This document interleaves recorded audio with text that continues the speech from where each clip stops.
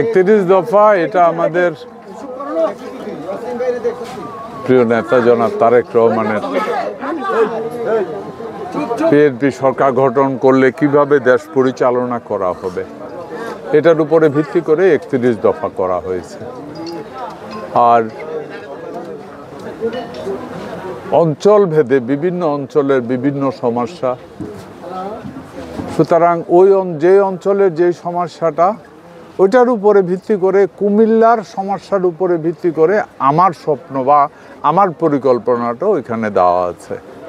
So 31 দফা একই সাথে আমার ব্যক্তিগতভাবে এই অঞ্চলের ডেভেলপমেন্ট।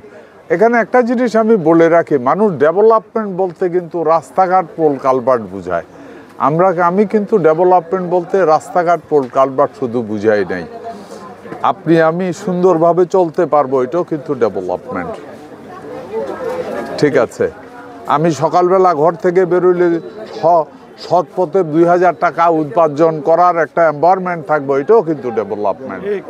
সো আমি ডেভেলপমেন্ট বলতে সত্যিকার অর্থে একটা মানুষের জীবন ধারণের ডেভেলপমেন্টকে বুঝাই। হ্যাঁ, অনেকেই ভুল করে আমি দেখি অনেক সময় আমাকে প্রশ্ন করে, ভাই রাস্তাঘাট পর হুমক রাস্তাটা। আরে ভাই, রাস্তা আমার মনে যদি শান্তি থাকে, ফেটে যদি বাদ থাকে, আইন যদি আমার পক্ষে থাকে, সুন্দরভাবে যদি জীবনযাপন চলে, রাস্তাকে আডু ফানি কাদা দিয়েও তো আমি হাঁটতাম পারি। আর আমার ফাঁকা রাস্তা থাকলো, আমি রওনা দিলাম, পকেট থেকে টাকা লয়ে জায়গায় জোর করে। এই সুন্দর তো না, এটা আমার দৃষ্টিতে এটা সুন্দর না। আর কি আপনি কি বলছিলেন? কেমন সাড়া পাচ্ছি? অ্যাকচুয়ালি গত 16-17 বছর মানুষ ভোট কিভাবে দিতে হয় নিয়মটাই ভুলে গেছে। আপনারাও জানেন, আপনি নিজে ব্যক্তি জীবনে ভোট দিতে পারছেন কিনা আমি জানি না।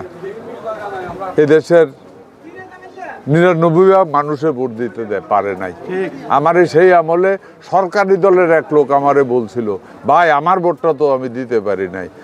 যে আপনি যেই দল করেন ওই দলের সরকার ক্ষমতা, আপনি বললেন আপনারটা যাওয়ার পরে বলতেছে দিয়ে ফেলছে।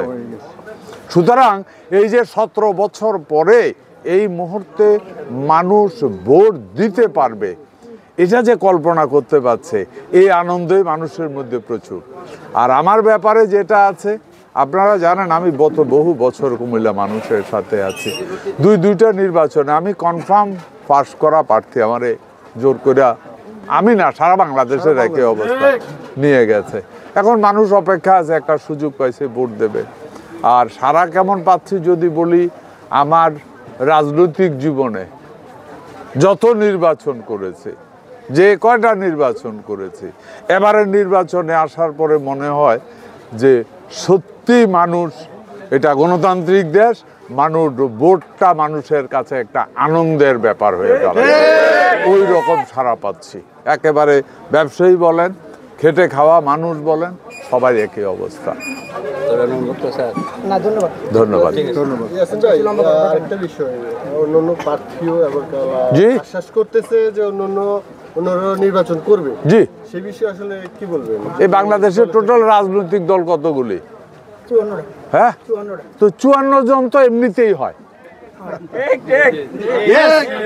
ঠিক না? কি হলো, সবসময় স্লোগান লাগে না তো? 54টা দলের যদি 54টা দল মানে গণতান্ত্রিক দল, এরা গণতান্ত্রিকভাবে দেশ পরিচালনা করতে চায়, তার মানে এরা ইলেকশনে অংশগ্রহণ করবে। ওইভাবে যদি হয় তাহলে 54 জন। আমি মানসিকভাবে প্রস্তুত 54 পর্যন্ত। এরপরে আছে যেটা বিএনপি, এত বড় দল, তারপরে আছে স্বতন্ত্র, কত কিছু থাকতে পারে। এটা গণতান্ত্রিক, আমরা গণতন্ত্রের জন্য লড়াই করি। 17 বছর লড়াই করলাম, এত লোক জীবন দিল কি জন্য? গণতন্ত্রের জন্য। তো এক একটা অঞ্চলে মধ্যে 50, 60, 100 প্রার্থী থাকবে, এটাই তো স্বাভাবিক, এবং এটাকে আমরা মেনে নেই। এটাই গণতন্ত্রের সৌন্দর্য।